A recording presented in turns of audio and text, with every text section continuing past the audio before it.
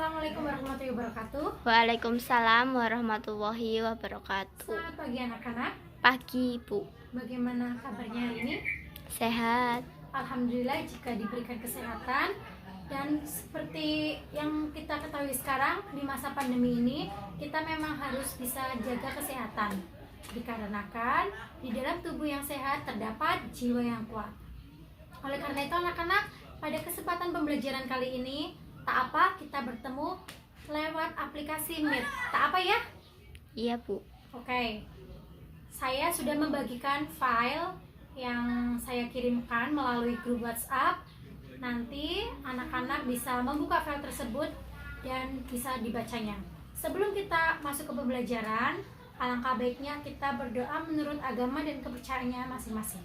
Berdoa, saya persilakan.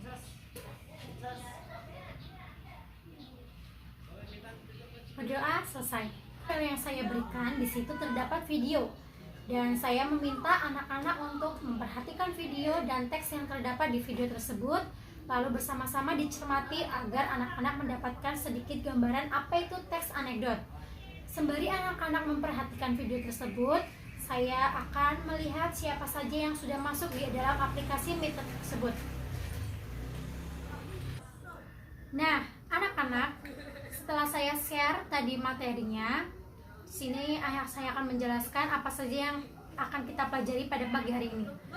Teks anekdot ada pengertiannya, strukturnya, kaidahnya, serta ciri-ciri teks anekdot. Pembahasan yang pertama yaitu pengertian teks anekdot. Teks anekdot adalah sebuah teks yang di dalamnya berisikan kelucuan yang bermaksud untuk mengkritik. Di dalam teks anekdot biasanya mengangkat topik mengenai pelayanan publik, sosial, dan keluarga. Yang kedua yaitu struktur teks anekdot. Fungsi dari struktur teks anekdot adalah untuk membuat teks menjadi lebih rapi dan sesuai, juga membuat teks anekdot benar-benar terbentuk. Ada 5 struktur yang wajib terdapat pada teks anekdot, yaitu abstrak, orientasi, krisis, reaksi, serta koda. Selanjutnya, saya akan menjelaskan 5 struktur teks anekdot tersebut. Yang pertama, abstraksi. Abstraksi adalah gambaran isi dari cerita teks anekdot tersebut, sehingga ketika pembaca membaca abstraksi dari teks anekdot tersebut, maka pembaca mempunyai gambaran isi dari teks anekdot tersebut. Yang kedua yaitu orientasi. Orientasi dalam teks anekdot menggambarkan bagaimana peristiwa dalam teks anekdot itu bisa terjadi. Dan yang ketiga, ada yang namanya krisis. Struktur krisis dalam teks anekdot bertujuan untuk mengetahui masalah utama yang terjadi dalam teks anekdot tersebut. Dan struktur yang keempat yaitu reaksi. Reaksi dalam teks anekdot mempunyai maksud untuk cara penyelesaian dari masalah yang terdapat dalam isi teks anekdot tersebut.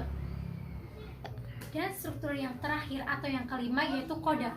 Koda itu merupakan bagian penutup dari teks anekdot. Lalu, setelah ini kita akan belajar bersama-sama mengenai ciri-ciri teks anekdot. Yang pertama, ciri-ciri teks anekdot adalah berupa teks yang mendekati perumpamaan, menampilkan tokoh-tokoh yang kita kenal sehari-hari. Itu adalah ciri-ciri teks anekdot yang kedua. Lalu ciri-ciri teks anekdot yang ketiga yaitu mempunyai sifat humoris, lucu dan menggelitik, tetapi mempunyai maksud untuk menyindir. Lalu ciri-ciri yang terakhir atau yang keempat adalah teks anekdot mempunyai terselip kritikan atau tujuan. Lalu pembahasan kita selanjutnya yaitu kaidah-kaidah yang terdapat dalam teks anekdot. Yang pertama, kaidah teks anekdot yaitu memakai pertanyaan dan menggunakan bahasa yang kreatif dan efektif. Menulisnya sesuai dengan struktur teks anekdot. Dan yang ketiga yaitu menyatakan peristiwa menggunakan konjungsi. Lalu yang keempat yaitu memakai keterangan waktu lampau dan memakai kata predikat. Itu untuk ciri-ciri teks anekdot 4 dan 5. Yang keenam yaitu memakai kalimat berupa perintah, dan yang ketujuh dibuat secara berurutan. Gak. Nah, setelah ini saya akan membacakan satu teks anekdot. Anak-anak bisa menyimaknya, dan setelah ini akan ada pernyataan dan pertanyaan yang harus anak-anak jawab. Lu. Contoh teks anekdot yang berjudul Sekolah Bertaraf Internasional. Bu guru memasuki kelas satu persatu saat lonceng sekolah di kota A mulai bergema. Bu guru tersebut berdiri di depan kelas sambil menenteng lembaran pengumuman. Anak-anak, ibu punya pengumuman penting dan gambar gembira untuk kalian. Mulai bulan depan, sekolah kita akan berubah status sekolah bertaraf internasional. Nah, bagaimana?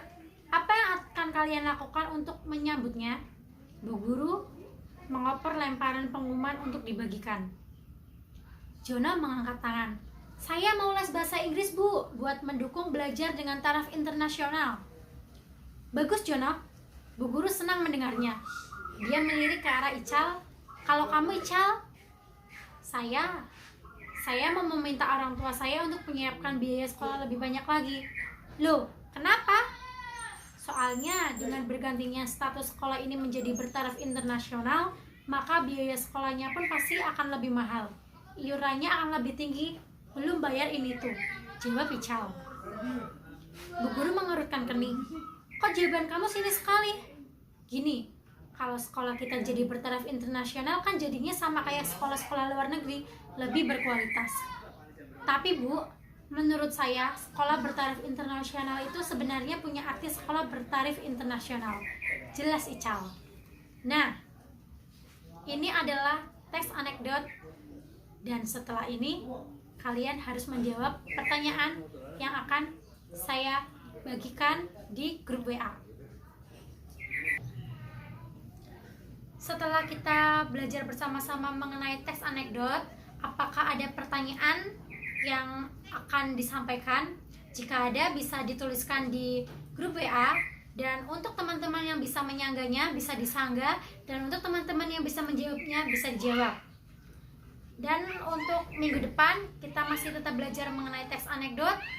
Sekian sekiranya yang bisa Ibu sampaikan.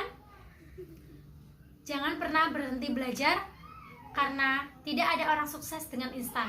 Cukup sekian yang bisa Ibu sampaikan. Sekiranya mohon maaf. Wabillahi taufiq wal hidayah. Wassalamualaikum warahmatullahi wabarakatuh.